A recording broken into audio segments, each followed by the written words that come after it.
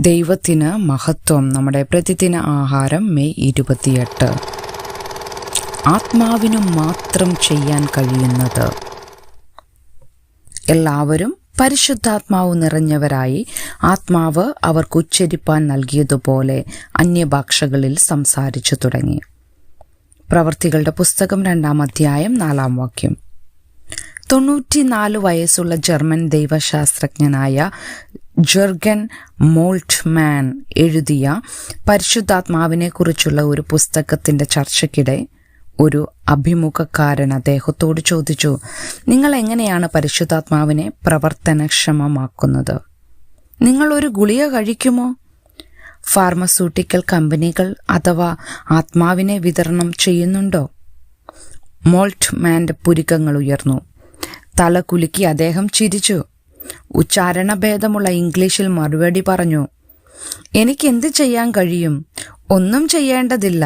ആത്മാവിനായി കാത്തിരിക്കുക. ആത്മാവ് വരും.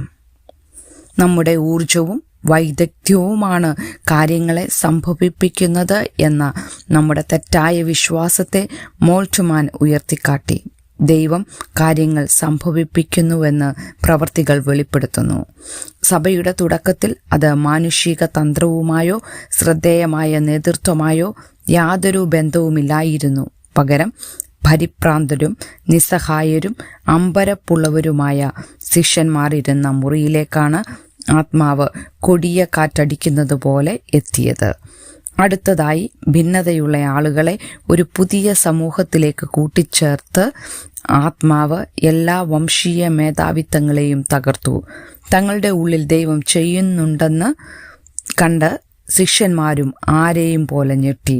അവർ ഒന്നും സംഭവിച്ചില്ല. ആത്മാവ് അവരെ പ്രാപ്തരാക്കി. സഭയും ലോകത്തിലെ നമ്മുടെ പങ്കിട്ട ജോലിയും നമുക്ക് ചെയ്യാൻ കഴിയുന്ന കാര്യങ്ങൾ കൊണ്ടല്ല നിർവചിക്കപ്പെടുന്നത്.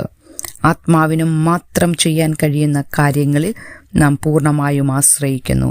ധൈര്യത്തോടെയും സ്ഥിരതയോടെയും ആയിരിക്കാൻ ആത്മാവ് നമ്മെ അനുവദിക്കുന്നു. ചിന്തിക്കുക, നിങ്ങളുടെ സ്വന്തം പരിശ്രമത്തിലോ സ്ഥിരോത്സാഹത്തിലോ ആശ്രയിക്കാൻ നിങ്ങൾ എങ്ങനെയാണ് പ്രലോഭിക്കപ്പെടുന്നത്? ആത്മാവിന് ചെയ്യാൻ കഴിയുന്ന കാര്യങ്ങൾക്കായി നിങ്ങൾ എവിടെയാണ് കാത്തിരിക്കേണ്ടത്? ദൈവത്തിന് മഹത്വം.